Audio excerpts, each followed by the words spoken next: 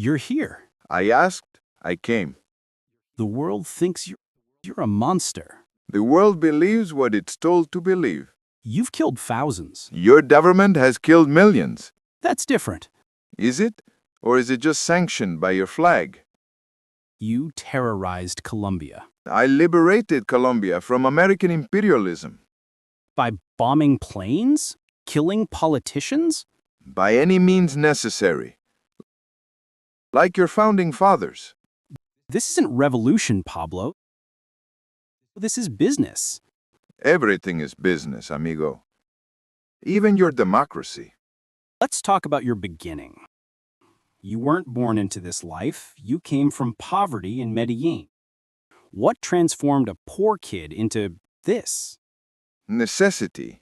Survival. And the realization that the system your country exported to mine was designed to keep people like me down.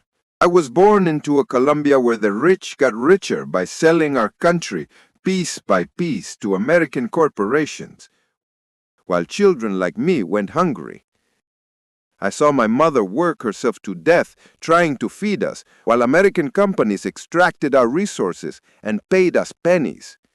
The transformation wasn't mysterious, it was inevitable. When the system gives you nothing, you take everything. But surely there were other paths. Education, legitimate business. Legitimate? You mean like working for American corporations that paid starvation wages? Or maybe joining a government that was already bought and paid for by Washington? Look around, journalist. Show me one person from the barrios who climbed out through your legitimate means. The system wasn't designed for people like me to succeed legally. It was designed to keep us desperate enough to work in your factories and die in your wars. So I built my own system. A system built on cocaine trafficking. A system built on giving Americans exactly what they wanted. And what did they want? Cocaine. Mountains of it. Your Wall Street executives snorting lines between business deals. Your Hollywood actors. Your politicians' children. Your wealthy elite. All of them creating a demand worth billions. I didn't create the market. I just supplied it. And for that, I became the monster, while they remained their respectable customers. But why the hatred toward the United States specifically? Other traffickers didn't wage war against America? Because other traffickers were content to be your servants. They were happy to take the risks while Americans took the profits and maintained the moral high ground. But I understood something they didn't. This was never just about drugs. This was about control, about keeping Latin America as your backyard, your source of cheap labor and raw materials. The drug war was just another tool of imperialism, another way to justify military intervention and political control over our countries. That sounds like paranoia, Pablo. The drug war was about public health, about protecting American communities from drug addiction. Paranoia. Let me tell you about paranoia. Paranoia is watching American DEA agents operate in your country like an occupying army. Paranoia is seeing your government officials take orders from Washington instead of representing their own people. Paranoia is watching the CIA arm death squads throughout Central America while claiming to fight drugs. But this isn't paranoia. This is reality. Your drug war was never about protecting Americans from drugs. It was about protecting American political and economic interests in a region. And extradition, the treaty that would have sent you to American prisons, how did that fit into your worldview? Extradition was the ultimate insult, the ultimate proof of Colombian subservience to American power. Think about it. A Colombian citizen accused of crimes that occurred in Colombia to be tried in American courts under American law? That's not justice. That's colonialism with legal paperwork. We have our own courts, our own laws, our own sovereignty. Or we did until your government decided that Colombian justice wasn't good enough for Colombian crimes. The Colombian justice system was compromised, Pablo. Everyone knew that. Judges were being bought or threatened. Compromised by whom? By people like me who learned to play by the rules your country wrote? Plata or plomo? Silver or lead? But where do you think I learned that lesson? From watching American corporations buy our politicians for decades. From seeing how the CIA worked with dictators throughout Latin America. I didn't invent corruption. I just used it more efficiently than your government did. And when Colombian justice became inconvenient for American interests, suddenly our sovereignty didn't matter anymore. So you chose violence. The assassination of Justice Minister Rodrigo Lara Bonilla in April 1984, the killing of presidential candidate Luis Carlos Galán in 1989, the bombing of Avianca Flight 203 that killed 107 innocent people. I chose war. And in war, there are casualties. Lara Bonilla was a hypocrite who took money from us and then betrayed us for political gain. Galán was a puppet who promised to hand over Colombian citizens to American justice. The Avianca bombing was a tactical strike against the government that had declared war on me. You want to talk about innocent people? Talk to me about the innocent people your government killed in Vietnam, in Nicaragua, in Guatemala. Talk to me about the innocent people who died from drugs your CIA imported during Iran-Contra. You're justifying the murder of civilians, Pablo. Children died on that plane. And children died in every American military intervention in Latin America for the past century. Children died when your government supported the death squads in El Salvador. Children died when the CIA overthrew democratically elected governments throughout our region. The difference is, I don't hide behind flags and anthems and speeches about democracy. I'm a criminal, yes, but I'm an honest criminal. Your government commits the same acts and calls it foreign policy. There's a moral difference between state action and criminal violence. Is there? When the state is acting criminally? When the state is serving foreign interests instead of its own people? I reject your moral framework entirely. I reject the idea that American interests are inherently more legitimate than Colombian interests. I reject the idea that American lives are more worth than Colombian lives. I reject the idea that American law supersedes Colombian sovereignty. And I was willing to kill and die to defend that rejection. Let's talk about the broader context of the drug war. You claim it was hypocritical. What do you mean by that? The American drug war is the greatest hypocrisy in modern history. Your government declared war on drugs while they were the biggest drug dealer in the Western Hemisphere. They criminalized substances that their own agencies were importing. They imprisoned poor black and brown people for using crack while wealthy white Americans snorted powder cocaine at charity galas. The entire system was designed not to stop drugs, but to control who profited from them and who paid the price for them. That's a serious accusation. Can you be more specific? Let's start with the sentencing disparities. In 1986, your Congress passed the Anti-Drug Abuse Act. This law established a 100-to-1 sentencing disparity between crack and powder cocaine. 5 grams of crack cocaine triggered a 5-year mandatory minimum sentence. But it took 500 grams of powder cocaine to trigger the same sentence. Same drug, different form, completely different punishment. And who used crack? Poor people, mostly black and Latino communities. Who used powder cocaine? Rich white Americans. The law itself was designed to imprison the poor while protecting the wealthy.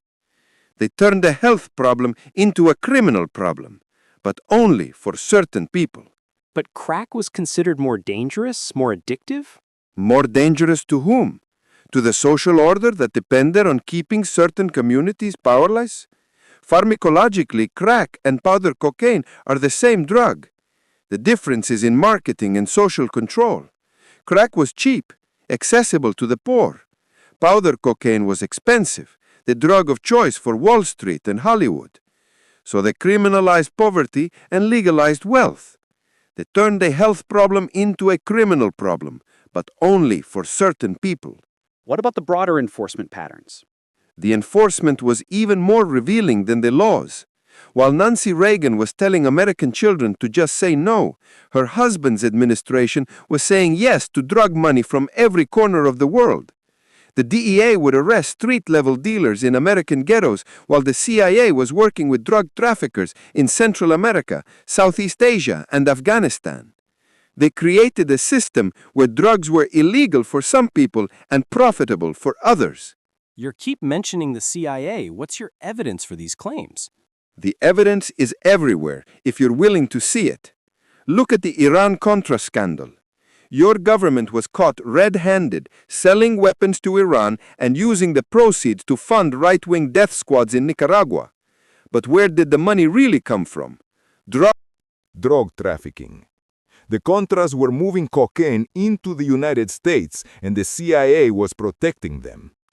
Gary Webb exposed this in San Jose Mercury News, and instead of prosecuting the criminals, they destroyed Webb's career and reputation. The Iran-Contra connection to drugs was never definitively proven.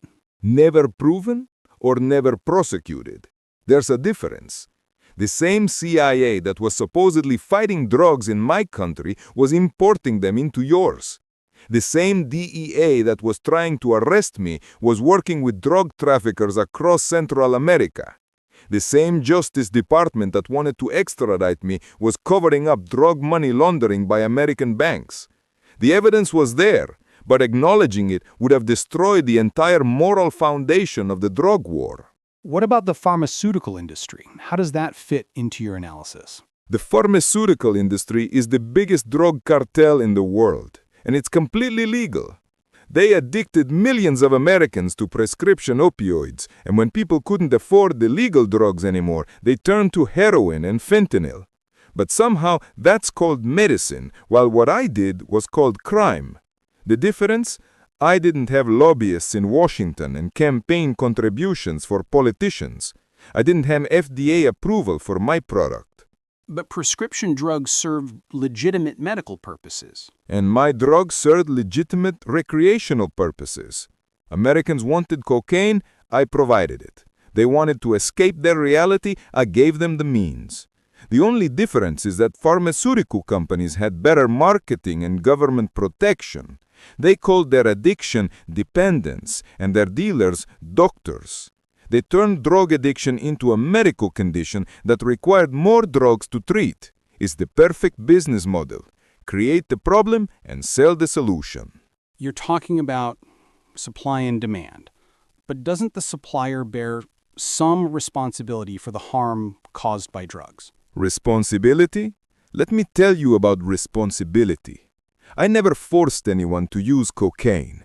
I never advertised to children. I never lied about the risks. I never created fake medical studies to convince people my product was safe. Compare that to the tobacco industry, which knew for decades that cigarettes cause cancer, but spent millions convincing people they were safe. Compare that to the alcohol industry, which markets to young people and profits from addiction. But those industries are legal and respectable, while I'm the criminal. The demand argument is interesting, but surely you understand that supply creates its own demand. Supply creates demand? Then why didn't cocaine use start in Colombia? We had access to all the supply in the world, but the real demand was in the United States. Why? Because American society created the conditions where people wanted to escape reality. The inequality, the alienation, the spiritual emptiness of American capitalism, that's what created the demand. I just filled it. If it wasn't me, it would have been someone else. And it was. Look at all the cartels that came after me. But prohibition has always been the American approach to social problems. And prohibition has always failed. Look at alcohol prohibition in the 1920s. It didn't stop drinking. It just made criminals wealthy and police corrupt. It created organized crime in America. But at least when they repealed alcohol prohibition, they admitted their mistake. With drug prohibition, they just doubled down on failure.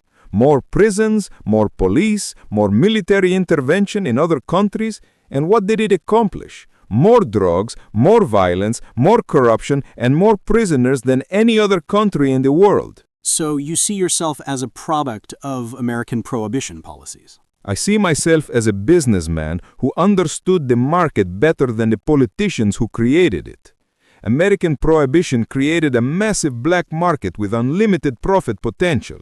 It guaranteed that only criminals would be willing to take the risks necessary to supply the demand. It ensured that there would be no quality control, no age restrictions, no regulation, and no taxation.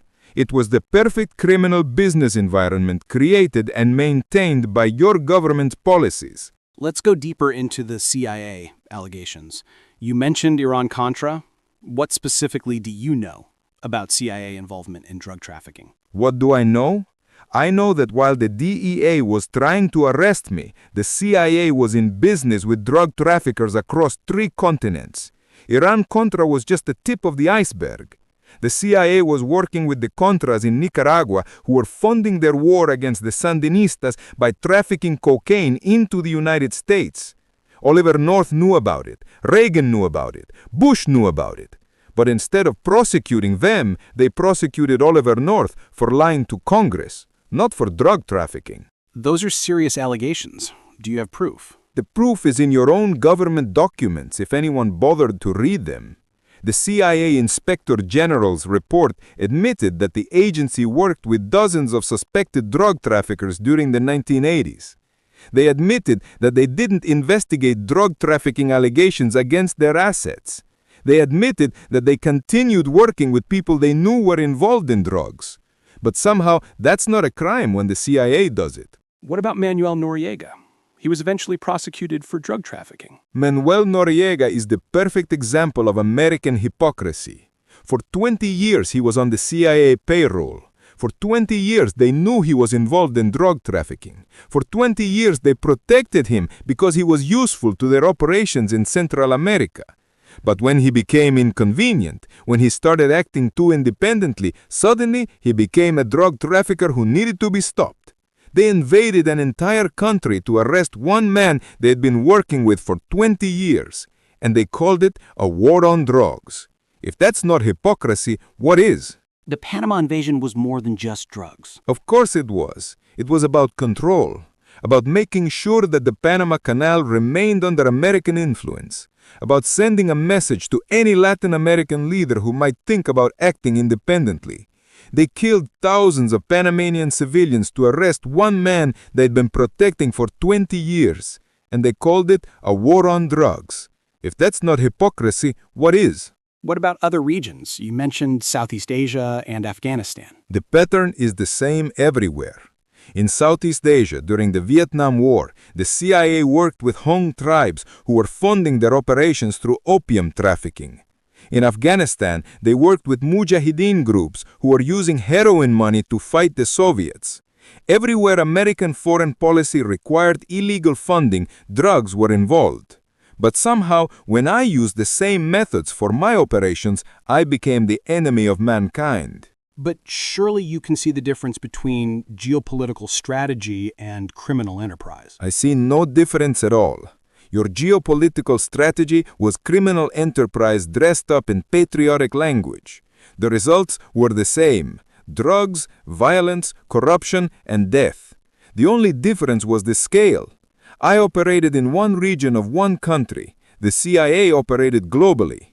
I corrupted local officials. The CIA corrupted entire governments. I killed hundreds of people. Your government killed hundreds of thousands. But I'm the criminal because I was honest about what I was doing. You talk about being honest.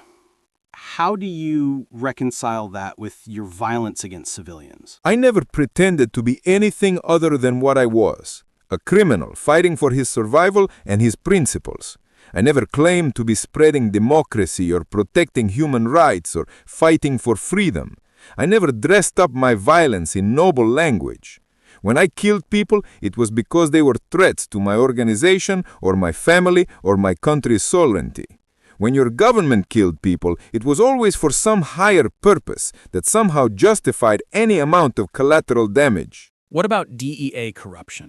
You mentioned agents on your payroll. The DEA was as corrupt as any organization in Colombia, maybe more so, because they pretended to be righteous.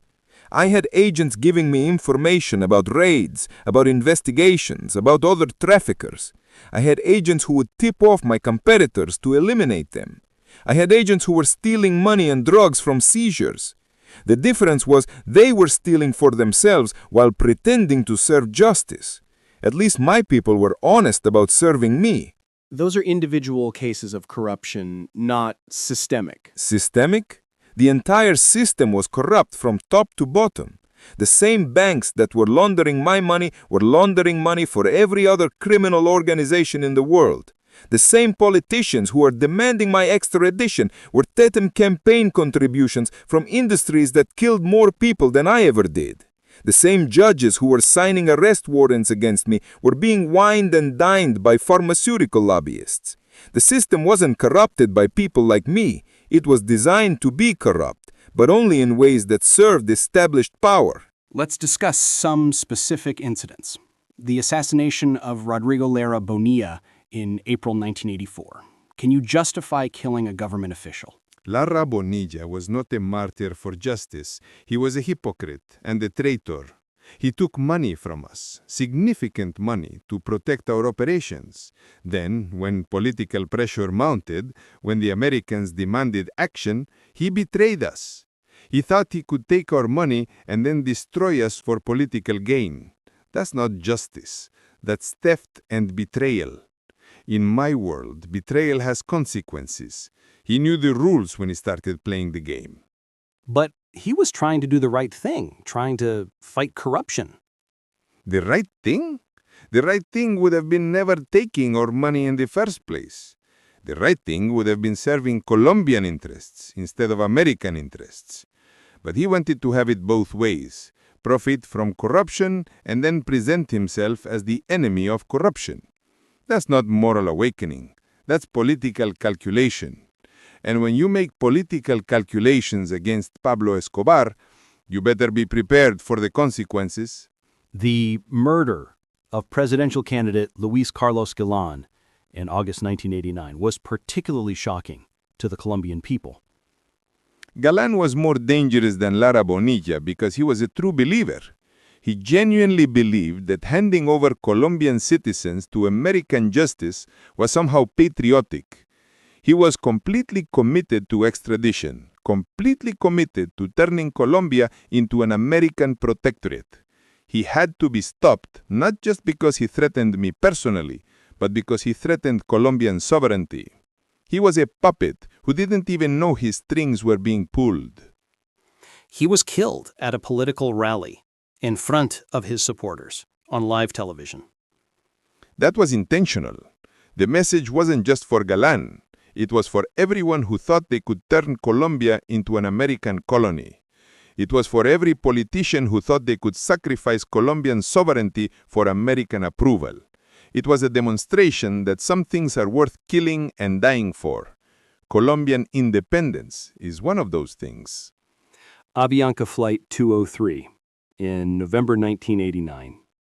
107 innocent people died when that plane exploded. War has casualties. That plane was carrying Cesar Gaviria, who was running for president on a platform of extradition and total submission to American demands. He was the most dangerous man in Colombia because he was willing to completely surrender our sovereignty to Washington. The bomb was meant for him. The other passengers were unfortunate collateral damage, but their deaths served notice that there would be consequences for anyone who tried to sell out Colombia. Gaviria wasn't even on the plane. You killed 107 innocent people for nothing. Gaviria was supposed to be on that plane. Our intelligence was wrong, but the principle was right. And it wasn't for nothing. It showed that I was willing to bring down planes, blow up buildings, kill anyone necessary to prevent the extradition of Colombian citizens to American courts. It established that I would rather destroy Colombia than let it become an American protectorate. Sometimes extreme measures are necessary to defend extreme principles. A month later, you bombed the DAS building in Bogota, killing 52 more people and wounding hundreds. DAS was the Colombian FBI, and they were working more for the CIA than for Colombia. They were conducting operations against Colombian citizens on behalf of American intelligence. They were violating our constitution, our laws, and our sovereignty every day. That building represented the Americanization of Colombian law enforcement. Destroying it was an act of patriotism, not terrorism. You speak of patriotism, but these attacks terrorized the Colombian people. The Colombian people were already terrorized by poverty, by inequality, by a government that served foreign interests instead of Colombian interests. My attacks were designed to terrorize the Colombian elite who were selling out their own country. If ordinary Colombians were afraid, they should have been afraid of their own government's willingness to surrender their sovereignty, not of my willingness to defend it. Let's talk about extradition. Specifically, you famously said, "Preferimos una tumba en Colombia que una celda en los Estados Unidos." We prefer a grave in Colombia to a cell in the United States. Why was extradition such a critical issue for you? Because extradition represented the complete surrender of Colombian sovereignty. It meant that Colombia was admitting that its own courts, its own laws, its own justice system were inadequate. It meant that Colombian citizens could be kidnapped by their own government and handed over to a foreign power for crimes that occurred on Colombian soil.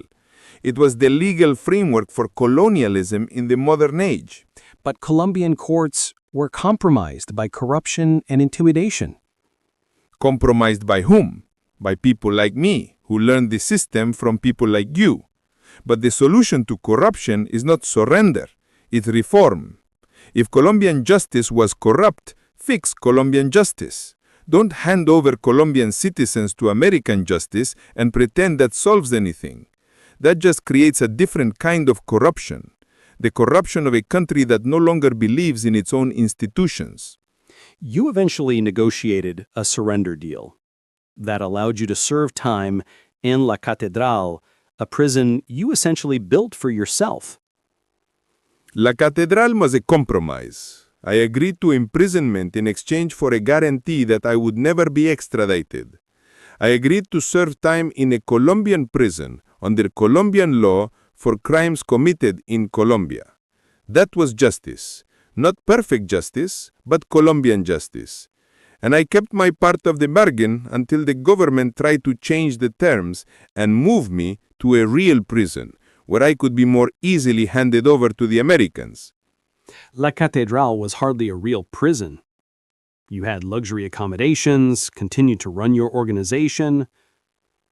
I had what I negotiated for. The Colombian government agreed to those terms because they wanted to end the violence. They wanted to stop the bombings, the assassinations, the war that was tearing the country apart. La Catedral was the price of peace. But when the Americans put pressure on them to violate our agreement, they showed that Colombian word and Colombian law meant nothing compared to American demands. Let's broaden the discussion to Colombia itself. How do you see your country's relationship with the United States? Colombia has been an American colony disguised as an independent republic for most of the 20th century. Our government takes orders from Washington. Our military fights America's wars. Our police enforce America's laws. Our courts apply American pressure. We export our resources to American companies and import American culture and American values. We've lost everything that made us Colombian except the flag and the national anthem. That seems like an exaggeration. Colombia has its own democratic institutions. Democratic institutions that serve American interests. Every Colombian president for the past 50 years has been more concerned with pleasing Washington than serving Bogotá. Our Congress passes laws because American senators demand them. Our Supreme Court makes decisions based on American diplomatic pressure. Our military takes orders from Pentagon advisors. That's not democracy. That's sophisticated colonialism. What about the coca farmers, the campesinos who grew the raw material for your cocaine. How do you see their situation? The coca farmers are the real victims of American drug policy. They're poor peasants who found a crop that could actually feed their families and send their children to school. Coca has been part of Colombian culture for thousands of years. But suddenly, because Americans decided they didn't like what we did with coca leaves, these farmers became criminals. American herbicides poisoned their land. American-funded military operations destroyed their crops. American pressure turned them into enemies of their own government. The Colombian government offered alternative crop programs. Alternative crops that paid a fraction of what coca paid and had no guaranteed markets. The government offered them poverty in exchange for prosperity and called it moral improvement. Meanwhile, American corporations were extracting billions of dollars worth of oil, coal, and minerals from Colombian soil and paying peasant wages to Colombian workers. The hypocrisy was breathtaking. Criminalize the one crop that could lift rural families out of poverty while protecting the foreign corporations that kept them poor.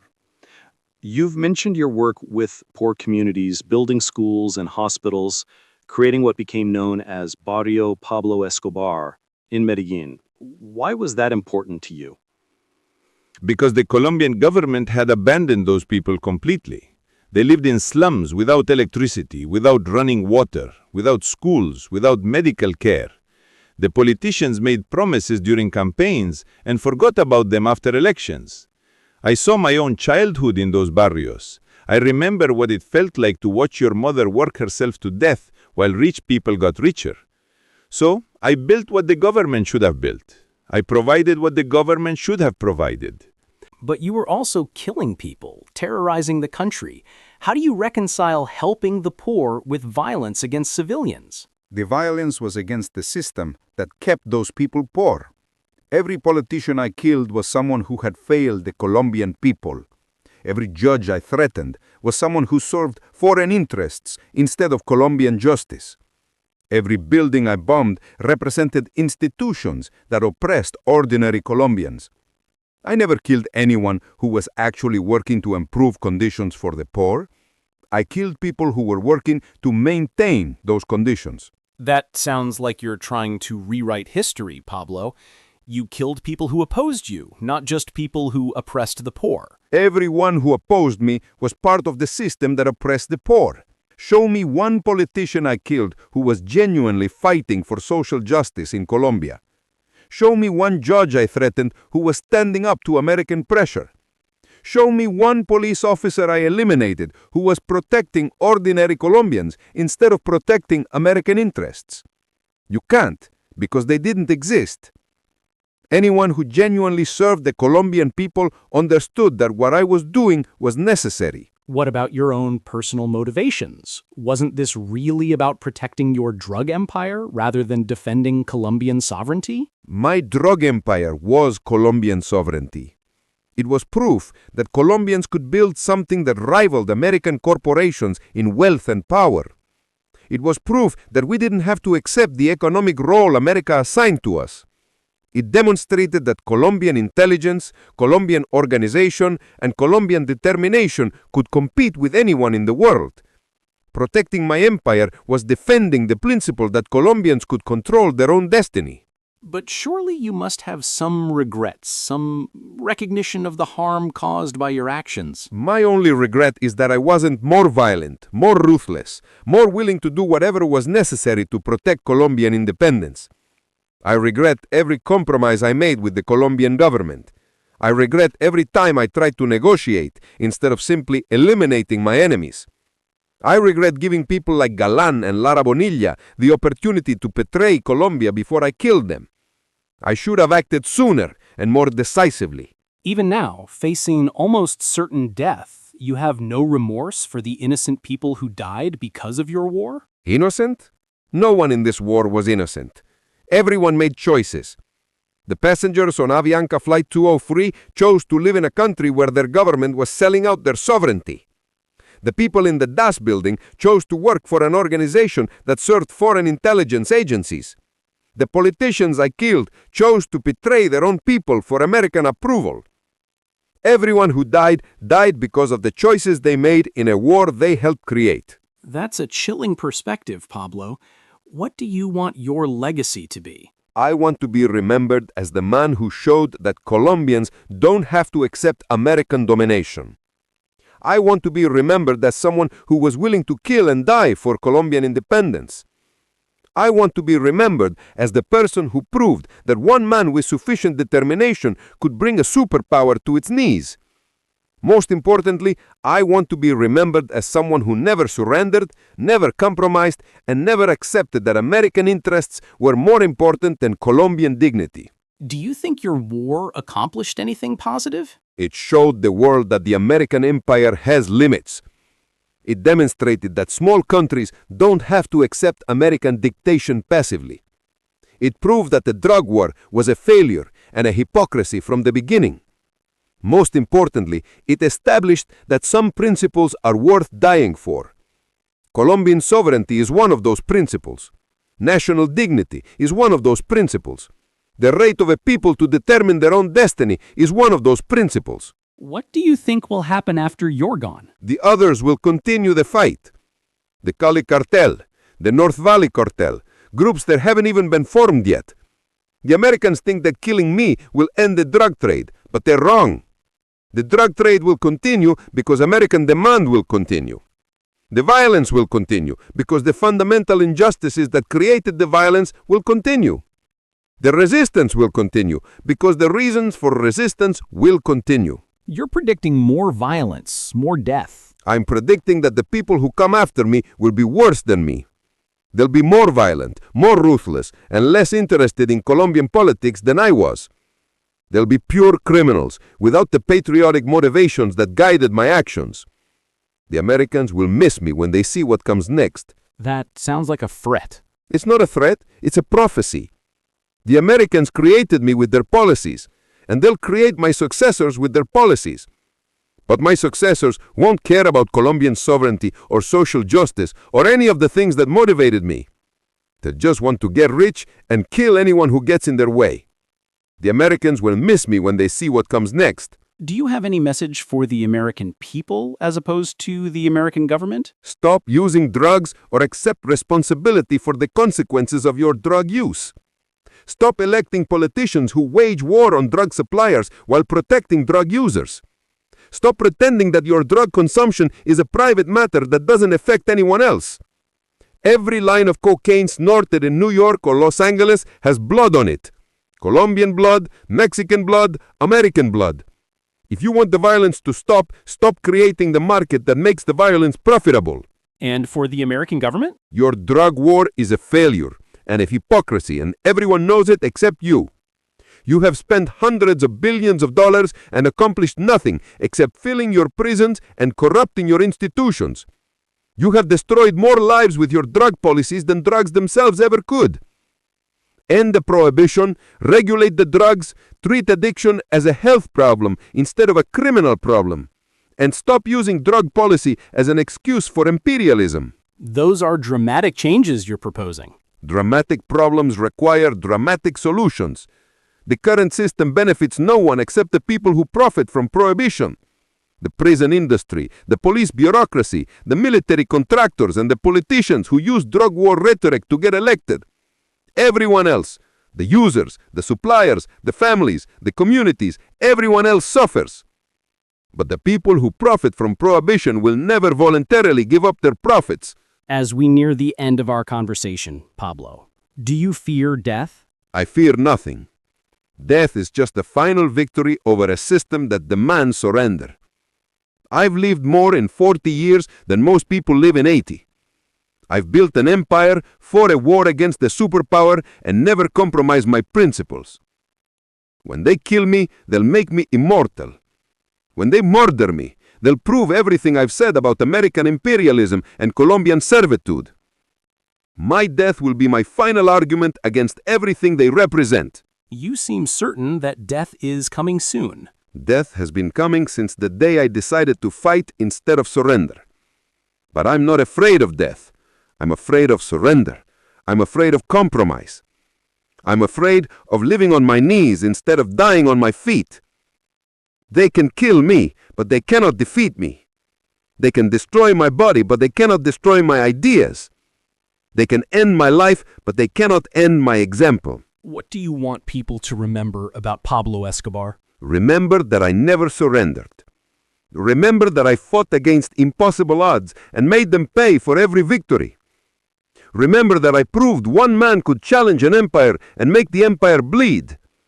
Remember that I chose death over dishonor, war over peace, violence over submission. Remember that when my country needed someone to stand up to American imperialism, I stood up. And remember that when they killed me, they killed the last Colombian who was willing to die for Colombian independence. Those are strong words, Pablo. Any final thoughts? My war is ending, but the war against American imperialism will continue. Other people in other countries will continue the fight I started. They may not be drug traffickers. They may be revolutionaries, terrorists, politicians, or just ordinary people who refuse to accept American domination. But they will fight. And when they do, remember that Pablo Escobar showed them it was possible. Remember that Pablo Escobar proved that empire has limits. Remember that Pablo Escobar chose to die free rather than live as a slave. Thank you for this conversation, Pablo. It's been illuminating. The truth is always illuminating, even when it's uncomfortable, even when it challenges everything you thought you knew, even when it comes from someone you've been taught to hate. Remember this conversation when they kill me. Remember these words when they write the history books. Remember that Pablo Escobar told you the truth when everyone else was telling you lies. This has been a conversation with Pablo Escobar, recorded in the final months before his death in December 1993. Whether you view him as a monster or a martyr, a criminal or a freedom fighter, his words provide insight into a perspective rarely heard in discussions of the drug war. His prophecies about future violence and continued conflict have, tragically, proven accurate. His challenge to American drug policy and foreign policy remains as relevant today as it was 30 years ago. The man is gone, but the questions he raised about justice, sovereignty, and the true costs of prohibition continue to demand answers. This is a reminder that every story has multiple perspectives, and sometimes the most important truths come from the most unexpected sources.